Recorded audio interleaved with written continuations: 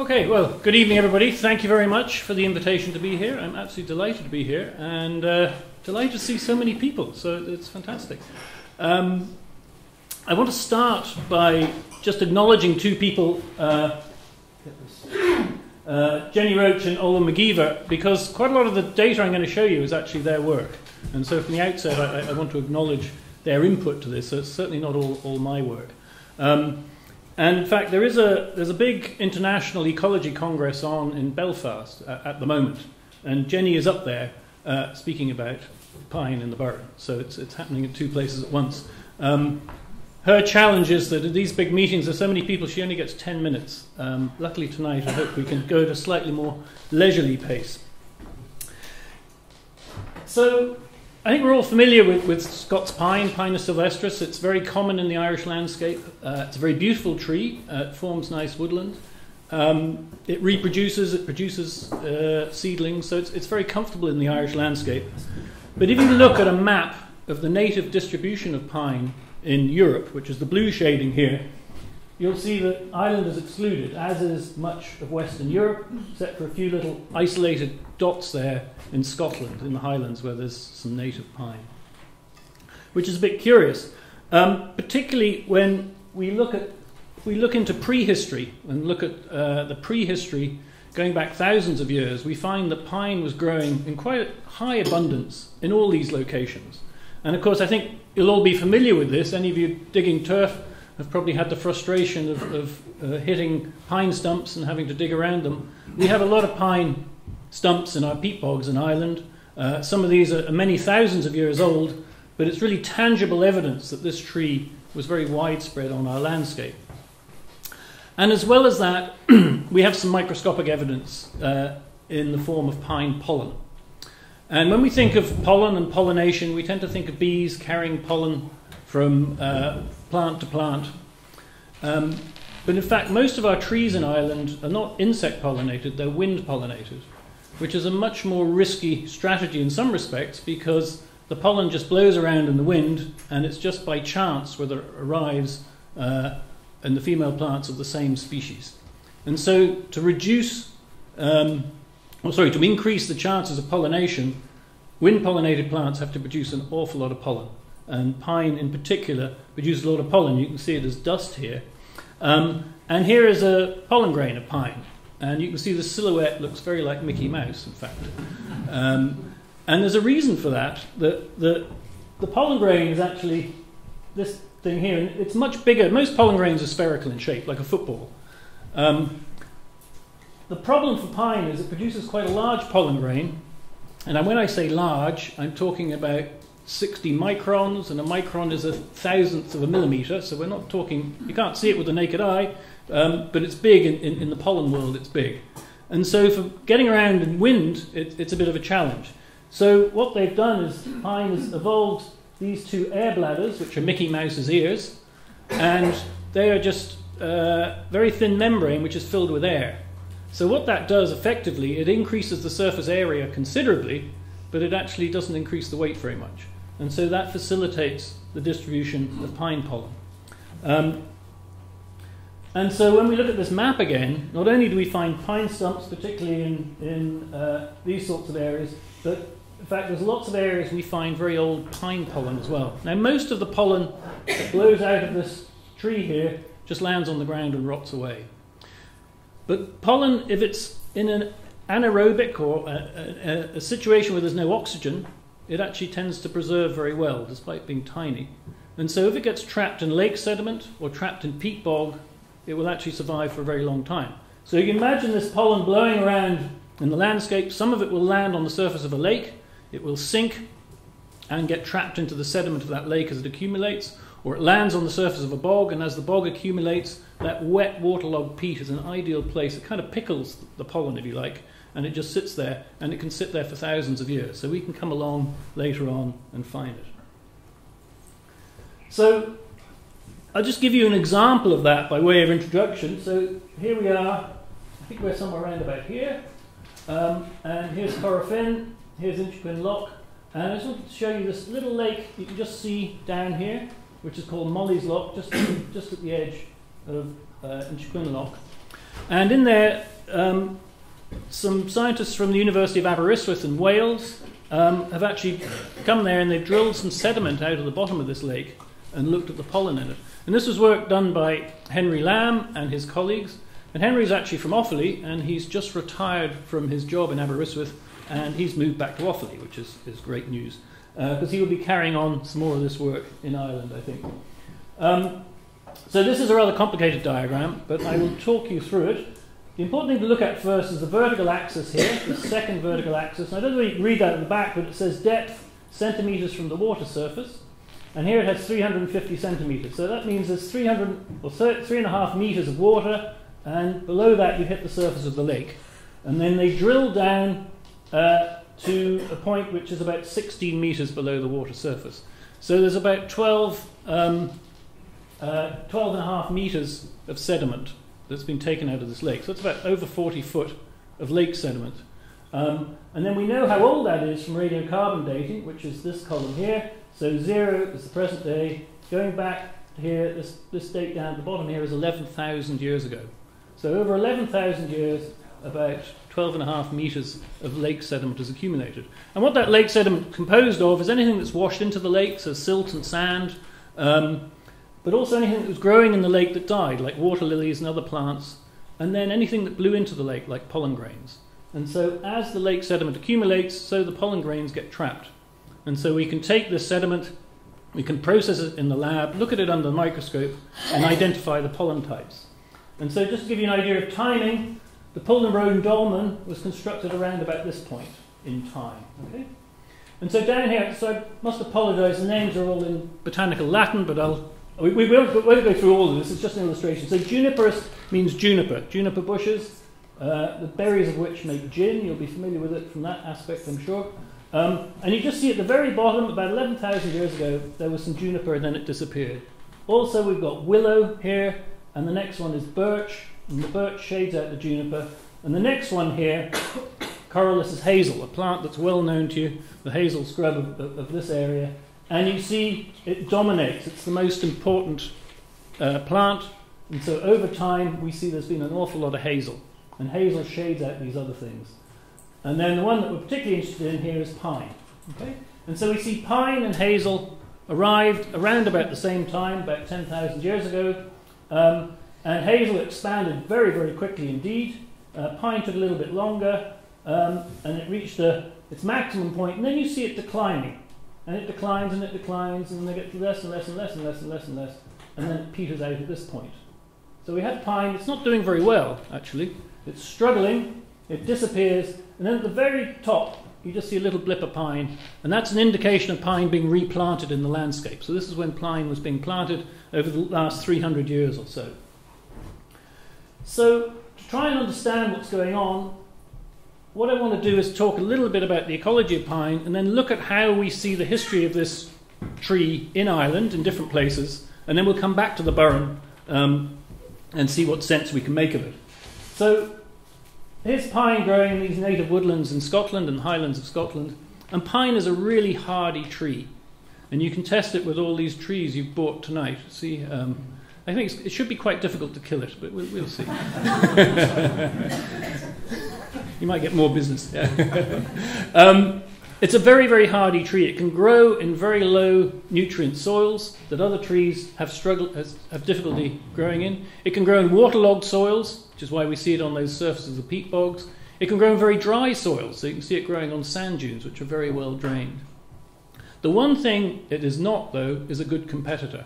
So if conditions get good, so if climate gets a bit better, or if the soil nutrition is good, pine will struggle when other trees come in, like the oaks and the ashes and the elms, and they tend to outcompete it. And this has been the challenge for pine. It's an extremely hardy tree, but it doesn't like competition.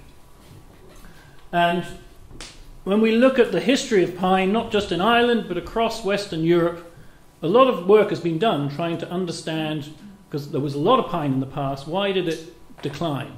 And there's really 3 points that are mentioned. It's competition from other trees, it's the spread of blanket peatlands, and of course it's this species that whenever there's an ecological problem, this species gets involved, and that's us. And what I want to do is address these. So we'll start with this one. And pine suffers competition from lots of different trees, but one in particular that's important in the Irish context is the alder, Alnus glutinosa. It's a tree that actually likes waterlogged soils. You often see it growing at the edges of lakes or the edges of rivers. It tends to be able to tolerate flooding of its roots much more than other trees. And so what I want to do is bring you to the east of the country, and I'm going to show you another pollen diagram, this time from Glendalough. So here you can just see the round tower sticking up here. And there's two lakes in Glendalough. The famous one is the one that's just off the screen here, and this is the lower lake, a much smaller lake. And so again, just like Molly's Loch down the road here, you can imagine the pollen from all these plants being blown into this lake over the years. And when we look at the pollen diagram, again, we look at time here, and this one again, it's about the same, about 11,000 year record here, and we've got our juniper, we've got our birch, we've got our hazel, same as we had before, and here we have our pine. Now it's slightly different. At the site at Molly's Loch, we had lots of pine at the beginning, it declined. Here, it took a bit of time to get going, and then it did really well, and then it started declining again, and we see it declining, we see it reappearing at the top. But when we look at it declining, the decline coincides with the expansion of the alder tree. Okay? And alder is very interesting in the Irish history, and indeed elsewhere in Europe. It's a very late tree in the Irish landscape. We can see trees arriving early on at the bottom of these pollen diagrams. Alder is always much, much later for some reason. It may have been in the country, but it didn't really expand very much until about 7,500 years ago.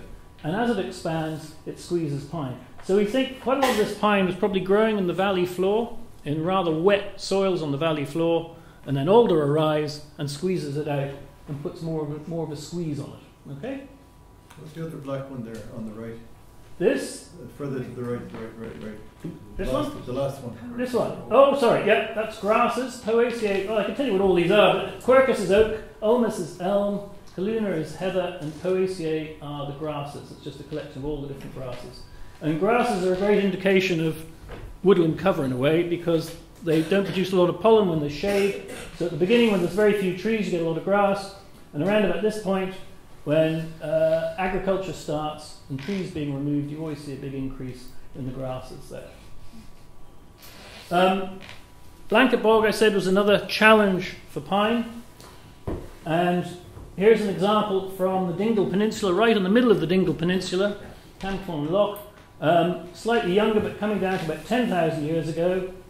And here we're on a fairly high altitude, exposed acid rock. Okay?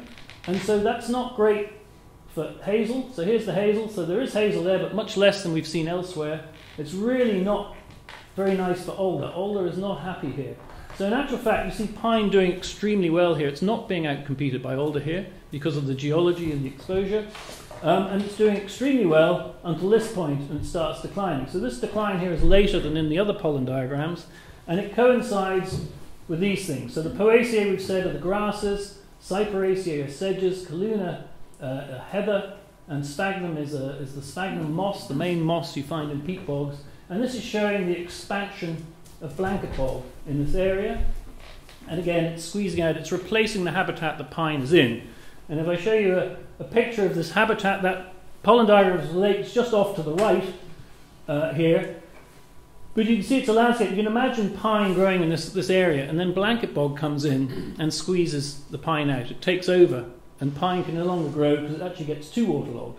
Now, every so often, over time, the surface of blanket bog's dry, and pine will invade, and often just for one generation, and then it dies, and the peat keeps growing, and these are the pine stumps we find. And I'll talk a little bit about pine stumps in a little bit more detail in a moment. And one final one, we better deal with this one, Homo sapiens. Here's a rather different pollen diagram. It's covering a much shorter time period. It's only covering 3,000 years. It's from Jura Wood on the Burren Peninsula. And what we find here is a lot of pine much later than we saw. We saw it declining about much earlier, several thousand years earlier in the other pollen diagrams, but lots of pine at this site. And then a very dramatic decline. It hangs on, and then another big decline. It disappears, and there's a little blip, as we've seen before, at the top. And I want to just move this little figure over. So this thing, char, C-H-A-R, it's not a fish. It actually represents charcoal accumulation rate. So as well as showing some of the pollen types here, I've put on some charcoal fragments that we found in the sediment as well, and the abundance of those. And if we just look at the top here, you can see there's all sorts of funny things going on here. This is oak. You see a big drop in oak and a lot of charcoal. And we're actually in the historical period, and we know that there was iron smelting in this area. Iron ore was being collected, and it was being smelted using charcoal made of oak. And so this woodland was cut down for oak. And there's a lot of evidence, both archaeological and documentary for that. And so a lot of charcoal. If we go down here, we don't have documentary evidences. We're about 2,000 years ago. But again, we have a lot of charcoal, more than you would expect from natural fires. And so we think this is human activity in the Iron Age. And we see the beginning of the decline here, our first big charcoal records, a lot of charcoal, a bigger decline. And then the final nail here is when we get a bit more charcoal about 1,500 years ago. And this is the wood here. Here's a stone circle in front of it. Now, I don't think this has actually been excavated, so I'm not saying that this is exactly the same age as what we're seeing happening in the pollen diagram. I merely use it to illustrate evidence of human activity adjacent to this site. And that's really a sort of whistle-stop tour, trying to give you some context for the history of pine and how it varies in different places. But it's always being squeezed. It's this really hardy, tough tree, but it gets squeezed by things, whether it's competition from other trees, the development of blanket bogs, or human activity. And I thought I'd just mention a little bit more about the evidence from pine stumps. These are encountered widely, and quite a lot of them actually have been radiocarbon dated. So Olwen McGeever catalogued all the published radiocarbon dates for pine stumps. So here's the dates along the bottom. Here's 10,000 years ago, 5,000 in the present day. And these are all radiocarbon dates. Now, they look like splurges, and that's because radiocarbon dating is not a precise technique. It's partly to do with radioactivity. It's a radioactive decay date, and that doesn't always go in a straight line. There's a certain amount of random decay, so you get a lot of noise in your data. And what these are plots of trying to estimate the probability of what a date really is. So they're called probability densities, and essentially what it's saying is the date's most likely around about here, but there is a probability it's either side of these points, and that's just measuring how that probability. And the further you go away from the centre, the less likely the date is there. But it just shows you that there is a lot of overlap. What I'm particularly interested in is these three at the bottom here, because these are the youngest dates. The very youngest one, McGilligan B, is a pine stump that's found embedded in an eroding sand dune in the north of Ireland, on the County Down coast. And it's not entirely clear whether that pine stump is in situ, whether it was growing there and it got covered by the sand, or whether a storm washed it in. So I think we just can't be sure on that, so we'll ignore that. But the other two were growing in peatland. Clonsast is, it was a very large Midlands raised bog, which has since been cut out, and Ladies' View is in Killarney. And we can see these dates are falling somewhere in between 1,000 and 2,000 years ago. So again, they are a little bit younger than the latest figures we're seeing in our pollen diagrams.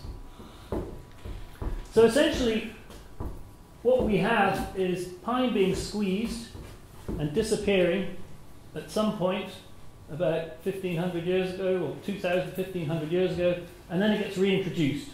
And so we have this gap.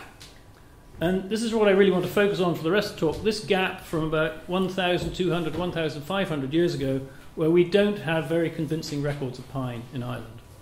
And this is why pine is considered not to be native, and it's the same in Britain, same in England and Wales, not in Scotland, but also in Belgium, in Holland, and in Denmark as well. That's quite a long time period, but when you think of it in terms of pine years, it's only really, you could cover that gap in 4 generations. And 4 generations isn't actually very much. And you think, gosh, could pine have survived? And there's been a lot of people who have asked that question. Many people before me over the years have said, could pine have survived? It's not that long. And so there's been quite a lot of research looking for pine, thinking, well, it must have survived in some really remote location somewhere. So people have considered lake islands, like Connemara, and I've been involved in some work in Connemara lakes, but also down in Carey as well, and some of these lakes where you get pine growing on them. and we've done pollen work, and other people have done pollen work, and it's always been found that the pine trees that are there now are the first pine trees on that island for a long time. So it's the current generation. So they're recent, and there isn't a continuity of pine. And what's amazing, even this little lake island here, it's tiny little lake island, again down by Ura Wood, there's evidence that it was cleared, and the same with some of the Connemara ones, and they were actually grazed. The original woodland was cleared off. There's evidence of burning. There's a period when there was no trees. We think they were grazed. And I suppose what it is an indication of the pressure on land in the early 19th century, that the rural population was enormous in the years leading up to the Great Famine. And I think every square inch of land was utilised. And so areas we think are remote today, if you go back then, they weren't remote at all. There was many, many more people in the landscape, and they were utilising the landscape. So another place to think about looking then is somewhere probably agriculture would not have been carried on any effective way, is in the middle of some of our bigger raised bogs in the Midlands. And in some of those we find stands of trees. Here's a site in Tipperary. You can see some pine trees there. This is Clara Bog in County Offaly. You can mostly see birch trees there, but there are some pine trees tucked in there as well. And again, we've done some pollen work, and others have done some pollen work on these sites. And here's just some examples of three of them. Clonfordane, I just showed you. Clara, another one, All Saints Bog, also in Offaly. And again, all that pollen data shows is it's the current stand of pine trees, and there weren't pine trees there before. So these are offspring of pine that have been planted, we think, that have blown into the bog.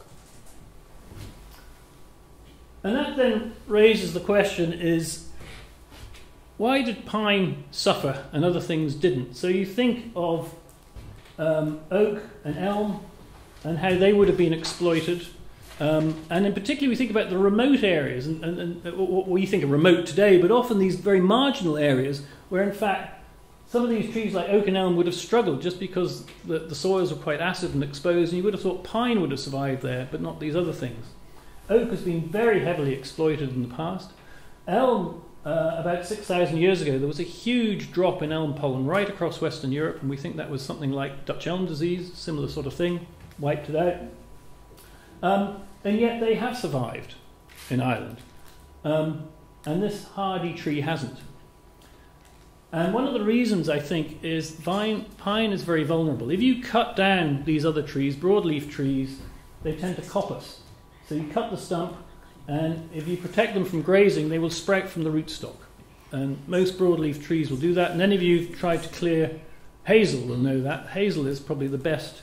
It's a master at doing this. Hazel is always sprouting from the rootstock.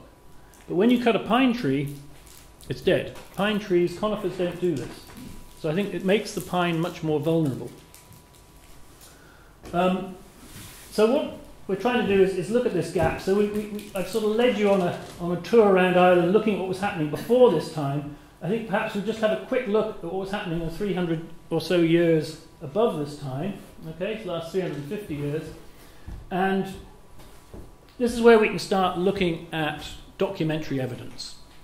And one person who's quoted an awful lot when you're looking at the history of trees in Ireland is Richard Pocock, who wrote this book, Tour in Ireland, in 1752. And it's often referred to as the earliest reference of widespread planting of pine in Ireland.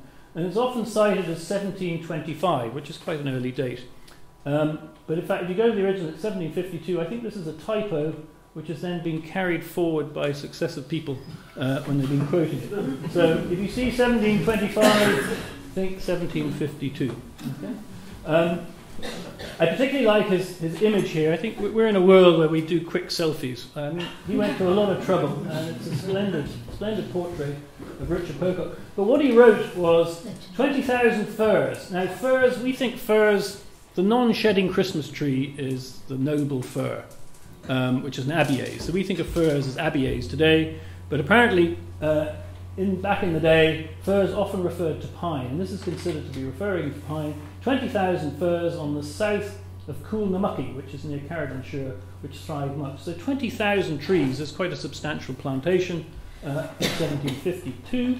But in fact, there are earlier references, rather more serious portrait this time, of John Loveday who wrote a book called The Diary of a Tour in 1732 through parts of England, Wales, Ireland, and Scotland. What he wrote was, "It is supposed that there are more improvements in planting at Ye Seat than anywhere else in Ireland, large plantations of fir." So again, referring to pine. And Ye Seat there is referring to Thomastown, which was the seat of George Matthews near Cashel. So this is 1732, so this is earlier than Pocock. And again, the Reverend William Henry was writing about extensive pine plantations around the shores of Lough Erne, Upper Lough Erne, in 1739. So we have some early records of pine being planted, and this is what we see in our pollen diagrams right at the very top. But in fact, although we don't have direct references, I'm sure pines were being planted earlier, ever since the sort of Cromwellian Wars, really, because from that point on, people started planting trees in the landscape. But we can go back even further, and this is the earliest documentary reference to pine in the Old Irish Tree List from the 8th century. And this is being researched a lot by Fergus Kelly, and he's written quite a lot of papers on it, but I just put this reference at the bottom. It was published in Irish Forestry, because that's a paper you can actually access. There's no restriction. You can download it. A lot of the scientific papers have firewalls in front of them, and you can't actually get at them. But this is one you can download. And it is a legal tract, and it's talking about the fines that should be imposed for people who damage trees belonging to other people. And all trees are different classes of trees, but the Class A trees, which are the lords of the wood, are things like oak and hazel and holly and yew, but also down here, up to Scots pine. Okay? So Scots pine, to be included on this list, must have been in the landscape. Otherwise, they wouldn't have an issue with it. They wouldn't put it on the list. And also, it was obviously an important tree on the landscape, and so it was in the Class A trees. And just here, this is taken from this paper. It's just a 15th century document which also records the tree list, and this is just a document that's in the library in Trinity. So the 8th century, that's round about when we see some of our latest pollen records before the reintroduction. So, that's the introduction. Now, we're back in the Burren. So, we talked about Molly's Lock here, and we want to get to Rock Forest Lock, which is here. But I'm going to stop on the way. Here's Mullaghmore here to Gortleca here, and have a look at some pollen data from there. We talked about Molly's Lock. Now, this probably is a bit too small, but again, here's our pine pollen curve here. And this shows a similar record. You can see this was the hazel we were talking about, and here's the hazel in Gortleca, lots of hazel, and here's pine. Pine is actually doing somewhat better in Gortleca than it was around Molly's Lock. It hangs on, survives for longer, but it still disappears. And we have a little gap there, and we see the reintroduction. And this is work from the late Bill Watts back in the 1980s. And there's been some much more recent work, very exciting work done by Igo Fisa and Michael O'Connell from Galway, from NUIG. And instead of looking at lakes or peat bogs, what they did is they collected sediment from the grikes and the limestone. So these crevasses between the blocks of limestone. Extremely difficult to do, but they managed to get some sediment out. And I think they probably had to take a lot of sediment out of different places, but they managed to find pollen in some of them, not all of them. So here they've got 2 sites, here they've got another site. I've just marked in here, this is the Rock Forest Lock. So it's not terribly close to Rock Forest Lock, but what's interesting, they show, again, pine growing on the limestone pavement, but it disappearing around about the same time we've seen it disappearing, about 12 to 1500 years ago. It disappears, okay? So it doesn't survive in these areas, but it was growing there in the past. And our interest in looking at the pines in rock forests really started with the work that Jenny Roach was doing for her PhD, and she wasn't particularly interested in the history of pine. She was interested in pine in the landscape today. Because it's not considered to be native, I think a lot of ecologists have quite a snooty opinion, and they think you don't need to go into pine woods because they're not the real McCoy, and they tend to overlook them. And so what she was doing a lot of detailed investigation of the ecology of these woods. And she also then went over to Scotland, and she researched woods in the west coast of Norway as well, which were growing on limestone, and compared them to the Irish woods to demonstrate that the Irish pine woods are actually functioning as you would expect a good semi-natural woodland to function. So they shouldn't be overlooked. They're a very important resource, particularly in a country like ours where we don't have a lot of woodland, particularly not a lot of natural woodland. And so her tour around Ireland looking at these sites, and again, assuming that they were all either planted or they were progeny of planted trees, and then she came to rock forest and said, this is very strange. This is just different to everything else she'd seen, thought it was very odd, and that's why we decided to do a little bit more work. And so that photograph of the wood areas is around about here. And so we took some sediment from Rock Forest Loch here, so there's a distance of about 2 kilometres away, so that's how far the pollen has to travel. And here is her pollen diagram, and it's very different to any of the other pollen diagrams I've shown you. One thing, for example, is it's very recent, 1,600 years. So it's a very short pollen diagram. You might be intrigued that the very top of this scale says minus 100.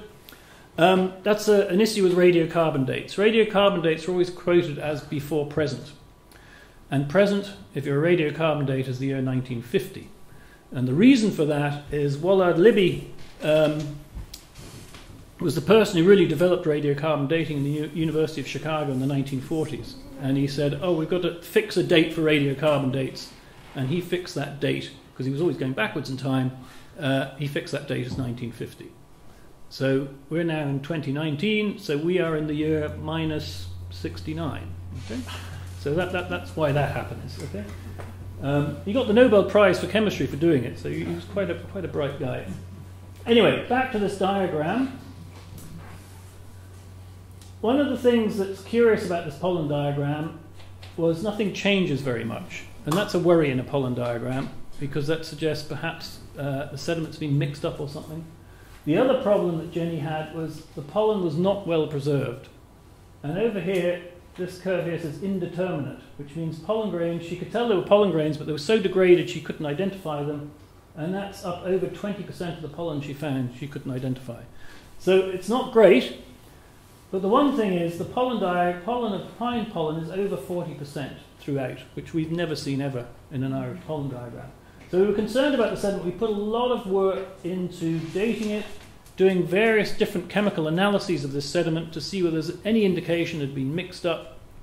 And it looks like everything we've done would suggest that the sediment has accumulated as you would expect it to accumulate, but it's just not very good at preserving pollen. So we kind of sat on this because we weren't quite sure what it meant.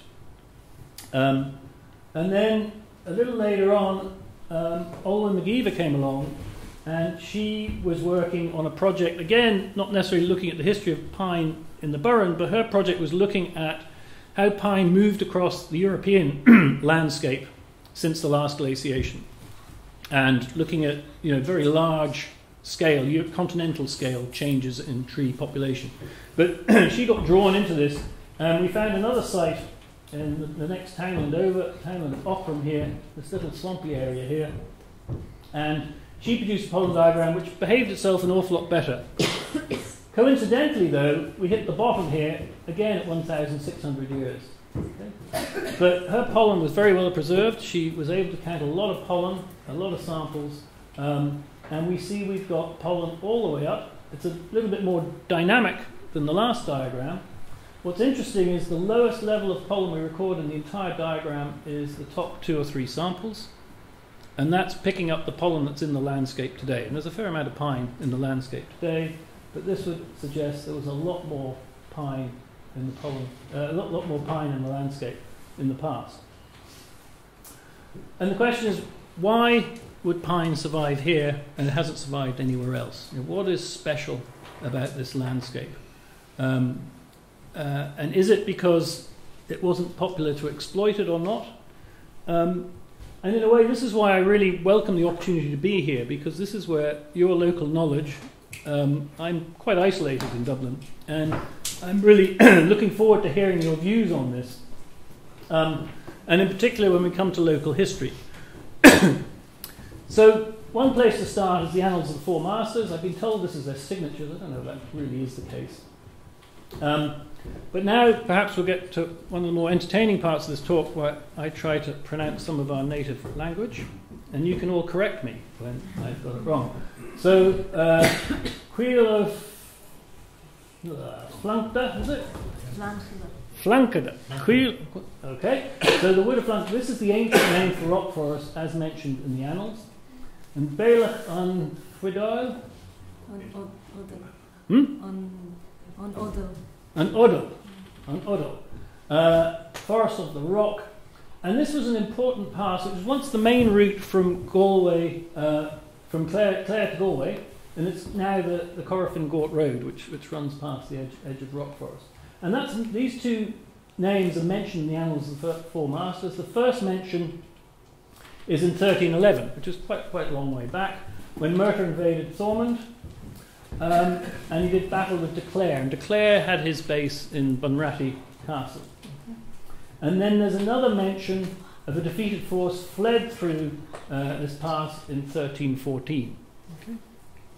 And then further on, we read about 1599 Red Hugh O'Donnell and his army massed at the eastern extremity of the wood and then marched through the centre of the wood. Okay. And what he was doing, he was plundering Thomond. Oh, thank you. And because Turlough O'Brien had developed an allegiance with the English.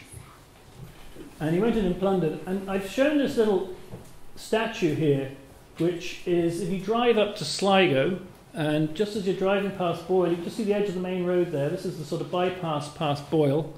And this is Curlew Pass. And so Red O'Donnell defeated the English at Curlew Pass in 1599. Okay? And what's interesting is that his troops were probably provisioned from the plunder he got when he was in this area earlier on in that year. So there's a nice connection, local connection to this statue. But anyway, references to the wood. The other really important piece of information is the Down Survey. Now, the Down Survey was conducted by Sir William Petty, and it was following the Cromwellian invasion, and basically, well, put it politely, there was a change of land ownership as a result of that. And there wasn't a lot of money to pay people who'd sworn allegiance to the crown, and so they were given land. And so they had to take the land off someone to give it to them. And so to do that, they had to catalogue what was in the landscape. And it's quite an extraordinary piece of work where the landscape of Ireland was mapped and catalogued, and in particular recorded who owned what. And a lot of those maps are held in the map library in Trinity College. Quite a lot of them are actually lost. They no longer exist. Some were being, apparently I heard they were being taken to France to be reproduced and printed again, and the ship sank, so some of them were lost that way, but others have been lost. This was years ago. I mean, this was back in the day. But the history department in Trinity and the library got together and did a wonderful project where they've digitised everything they have. So if you go to this website here, downsurvey.tcd.ie, you can get information. And you can go down to townland. So here's the townland of Rock Forest here. Okay? And this little window pops up, giving you some information. And it says 1641, the owner is James Darcy, Catholic. 1670, the owner is Earl of Inchiquin, Protestant. Okay? So that's what it was all about. So Murroch MacDermot O'Brien was the Earl of Inchiquin. He was based in Dromoland Castle, and he acquired an awful lot of land at this time. He was the kind of guy you didn't want to mess with. I think he was referred to, his nickname was Murroch of the conflagrations, because he used to, if people refused to convert to Protestantism, he burnt down their houses, slaughtered their cattle and burnt their crops. So he was a pretty nasty character. The other thing I'm going to mention here is, you can see here it says Down Survey name, and it says Carrickeel. I don't know, you perhaps can't read that. And that's because the townland names we use today aren't always the same as the townland names that we used in the past. So if you're searching the Down Survey, it is important to have a look and see what we see here, and I'll refer to that again in a moment. So some of the maps are very beautiful. Here's the map of County Clare. They're divided into baronies. Here's the barony of Inchiquin, which is what we're interested in. And then you can get barony maps, and the barony maps are the ones that give you a lot of detail. But unfortunately, the barony of Inchiquin map is just a sketch, and I don't know whether anything else has survived. I cannot find anything more than this sketch map, which was obviously at some point developed into a more detailed map. But there is the barony. You probably can't see this very well, but you can see the outline here. I've just oriented it so it's north-south. And what we're interested in is this little bit here. And let's try and work out where we are. This is Loch Bunny. This is Ballyita Loch, which means this roundabout here is rock forest. Okay? Rock forest loch. And I'm sure you can't read it from where you are, but if you look at the original map, what it says there is Carey. And so this is the townland. If you follow that there, the townland of rock forest as shown here. Okay? And you can see, for example, you see that white line going down through Ballyita Loch, and you can see that there, the next townland down. But what's also very interesting on this is the other information. These numbers are areas to tell you what sizes these parcels of land are. But the only other thing that's written on there, you can see it says woody, woody, woody. There's even some trees there. It says a rocky wood. So there's a lot of woodland recorded in this area in the 1650s. Okay? And in actual fact, the Down Survey records about 850 hectares of woodland in the parish of Kilkeedy. But in the barony of Inchiquin, there's very little other woodland recorded in the other parishes. So it's really interesting that this area back then appeared to have a lot of woodland, and that's unusual. And of course that was quite an important resource, and so it was recorded in the survey. If we wind the clock on about another 130 odd years, we get to the Pelham's Grand Jury map of County Clare, and there is, it looks like he just didn't bother recording woodland. But if you look at Rock Forest Loch, there's a little blob there, which is woodland. So it's one of the few places that woodland is recorded on this map. And the other final map I'm really going to show you is the original Ordnance Survey maps. Oh dear. This incredible resource which you can get on the Ordnance Survey because they have the historical maps, but also they have the aerial photographs, different aerial photographs, and you can superimpose them on top of each other. And so you can actually see how boundaries of woodland have changed over time. So here's Rock Forest Loch, Rock Forest House here, and the woodland. And we have a record, so this map's from the survey work was done in the 1830s. Some of the maps date from the 1830s through to the 1840s. What's important here is this is just before the Great Famine. So it's when population density was very high. And there's a record that by 1880, Biden Blood, who's the first recording, and again, this is where your local knowledge, I'm sure, is superior, but he's the first record I can have of Rock Forest House, or that I found of Rock Forest House and somebody living there. Biden Blood planted over 80 acres of larch, spruce, pine, two different species of pine, the Scots pine, and also another pine, Pinus pinasta, maritime pine, as well as lots of broadleaves. Okay? So we do have a record of the pine, and you can see those trees there today, a little bit closer to the house. So there's a lot of information I've thrown at you. So what I've tried to do is just throw it back onto Olwen's pollen diagram. So we've got the 8th century tree list. We've got these records from the annals of the Four Masters here. We've got the Down Survey map. We've got Pelham's map. Then we've got the tree planting. And then we've got the Ordnance Survey.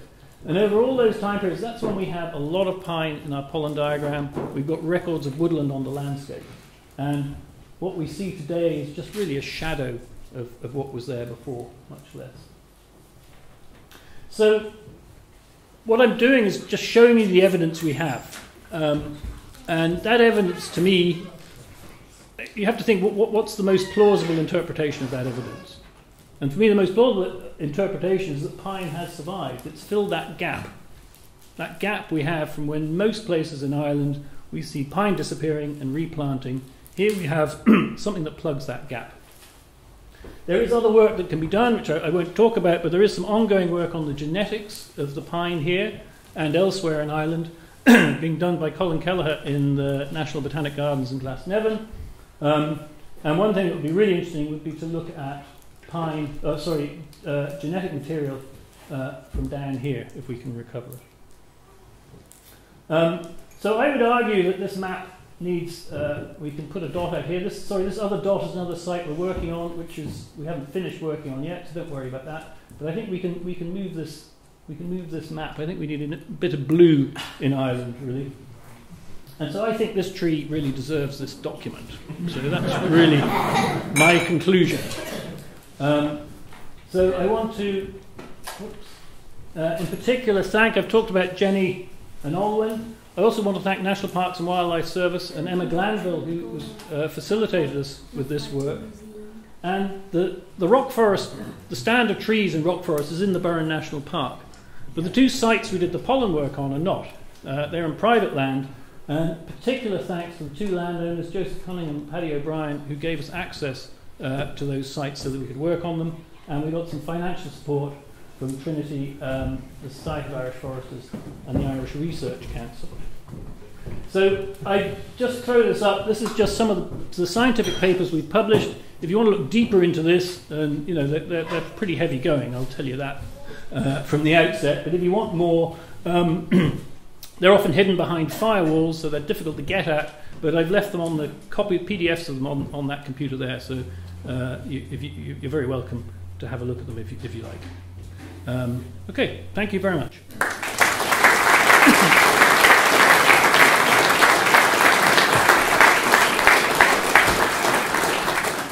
Thanks very much, Fraser. It's fantastic. We're going to let you sit down and catch your breath for a minute, and we're going to move directly across to Burren and Carey to take the story forward a little bit further. So, Bernard, over to you.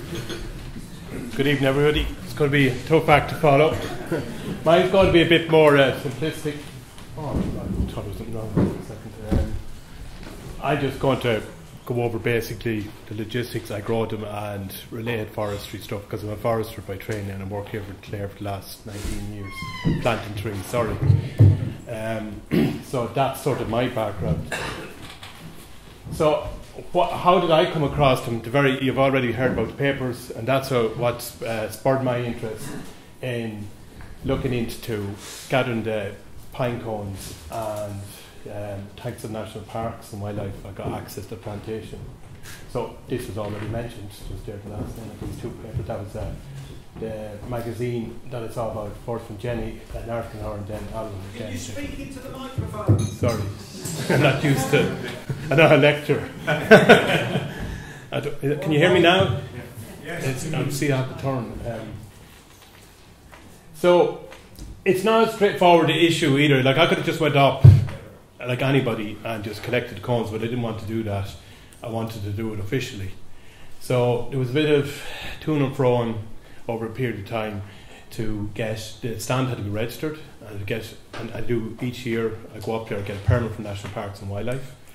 And one of the main reasons there was so that I could use these seeds in these plants in the native woodland scheme, because they have to be registered as Irish seed.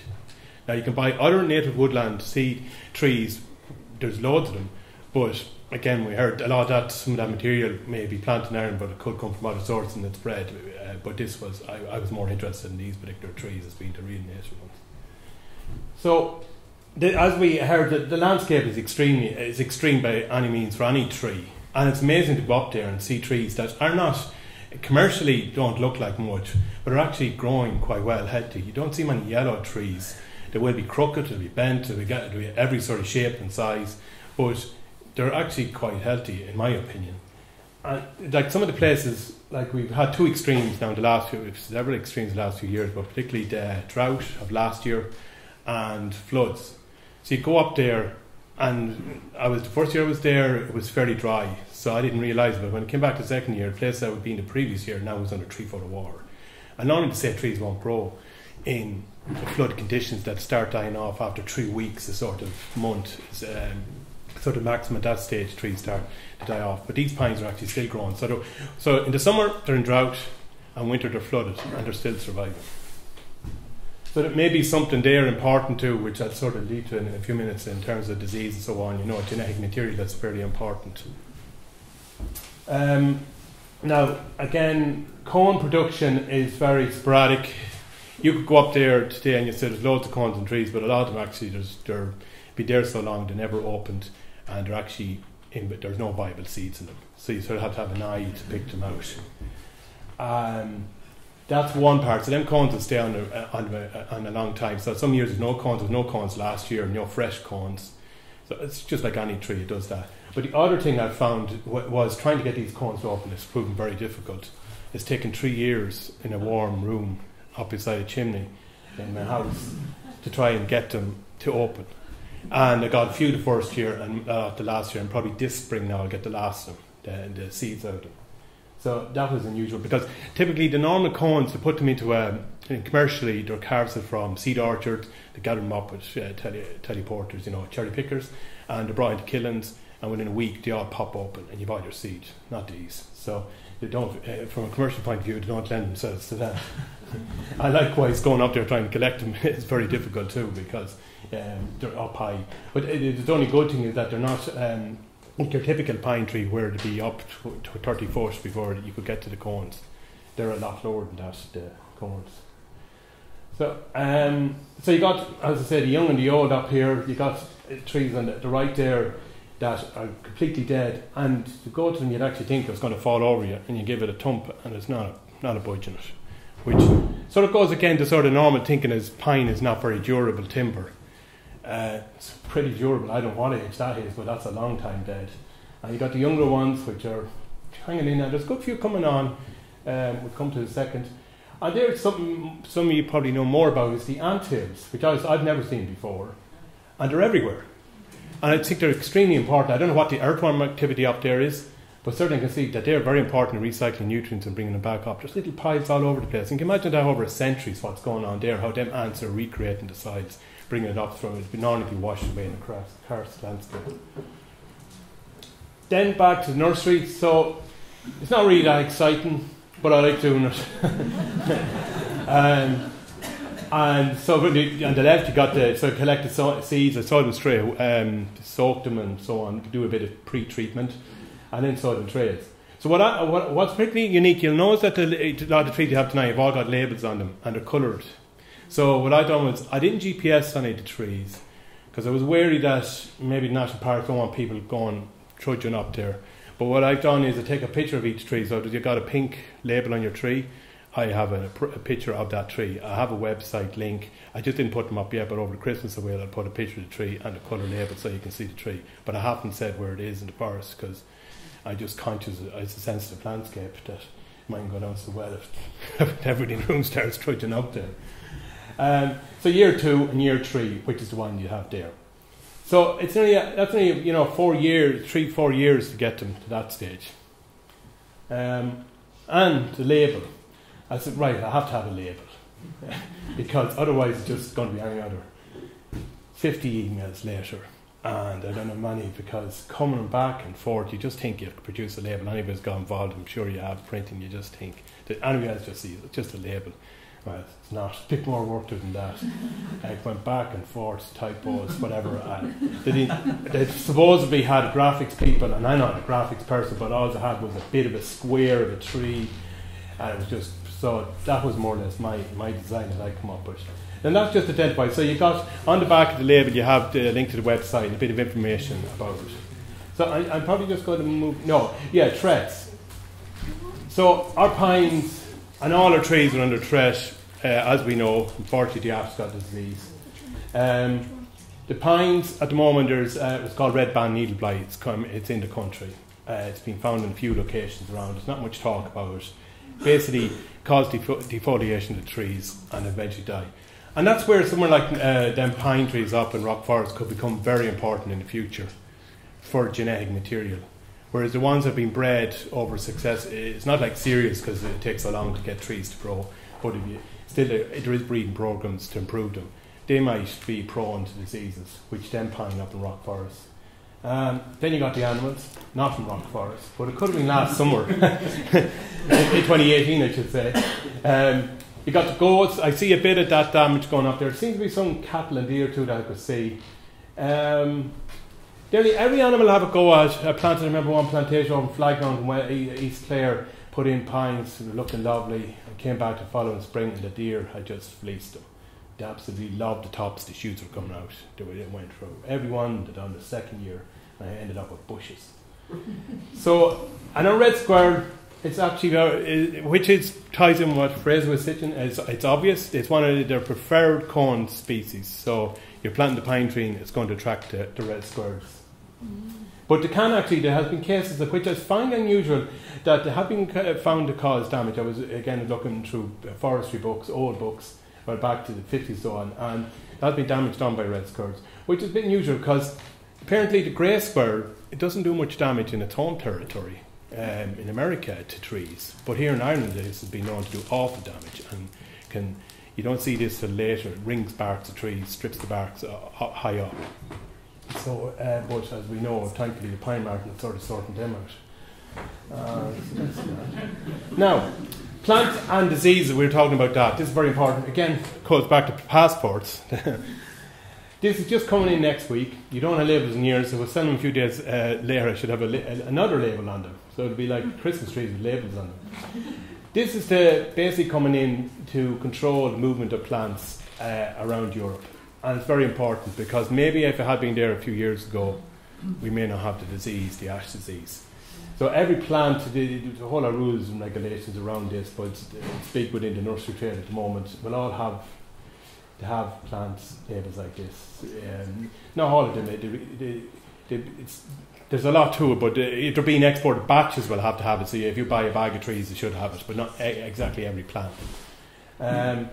Just to give you a significance of that, we have these plant protection zones, and one of them is for the oak processory moth, which is it's in England. It started out with a couple of trees 2 years ago. Now it's all over England, and basically the caterpillars follow one another up, and if you get close, then the hairs in them fall off and can cause irritation to people in their lungs, breathing. So it's a big problem.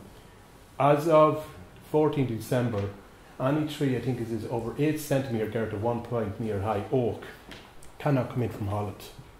The Irish government said you can't export, and it's just one example of now where all these rules are coming in. But that should be good for our nature tree because we were unique for a lot of the time. We were in this island and we were protected from a lot of these diseases. But unfortunately we have diseases in now. Now I'm just going to go a little bit off to something else that is an issue because there's a perception out there there's a lot of trees being planted and there's a lot of misconceptions around all that, and I don't want to I won't get into that because that's the sort of night. But I just want to show, as you can see here, back in, first of all, the graph on the left is the planting figures since 1992, and it shows what was being planted. When I started here in Clare, 2000, we put in around 16,000 hectares nationally. We're down to 4 now, and this is related to the pine again. If you look back, in 1939, with 27% pine was planted, while spruce was only 13%. 2012, 1.3%, Sitka 52%. There is a possibility of native Scots pine in the native woodland scheme, but thanks to Fraser's work, there was ecologists were saying, well, it's not really native, and it's a bit like this argument about beech. That's going on in Scotland, not more so than here in Ireland. As far as Ireland were concerned, it was never here, and the records seem to indicate that. But up in Scotland, there's a bit of talk that maybe beech was up there. But there is an issue about poor drainage and exposure. But again, as Fraser's information shows, that might be clear cut, which you're going to see in the next couple of slides to prove that point. Rules and regulations. And this is a problem I have. This is in the native woodland scheme at the moment, and I think we're focused too much on this idea of big, fast-growing trees, and all that means. And the best example of that is spruce, and that has guided then what can we plant. But as any of us know, the most beautiful native woodlands, they're not all lovely straight trees, and the idea like the German forests of straight stems, perfect for veneer wood. They're not like that. But this line in here, sort of in the native woodland scheme, sort of means that a lot of sites can't be planted because they've got word vigorous growth, and you won't get vigorous growth. But yet the pines up in rock forests are growing; they're healthy. It's based on an old system of yield class 14 for Sitka spruce And that sort of was carried through for the last several decades, and now it dictates where we can plant some of our native trees, particularly oak. Meanwhile, in Norway, we have wetter, poorer, windier and colder climates. And you should look up that paper, anybody that's interested, because it's an absolutely fascinating paper to see the pictures. Because when you're looking at it, if you weren't told it was Norway, you think it was the west of Ireland. The pictures he has ones from the 1900s, turf and everything, scenes, and now I'm going to show you one or two. He gave me permission to use them. So, you can see where Ireland is, and you can see where this site is. And you have 1927 at the top, 2007. A lot of this is pine and birch, because one of the reasons was they removed the sheep, the population decline and so on. But the good news is, this is a planted native woodland up in Clonburr, and I just took this shot out. If you look up, where's the pointer in this? Is it the middle? Where's the bottom? Oh, no, what is that? Yeah, just here. You can see these are, the trees are moving up. So as I say, well, we're talking about what can we do, what can we not do. Nature's doing it, despite our best efforts. Because the person that's done that, helped me on that job, a local contractor, said he's a picture of that landscape with no trees in it from the beginning, the 1910 or some time back then. So, it can be done. We just need to maybe change our thinking maybe on what is, vigorous tree and so on. So I think that's it. That's me. Now the relevance of that is the one other thing.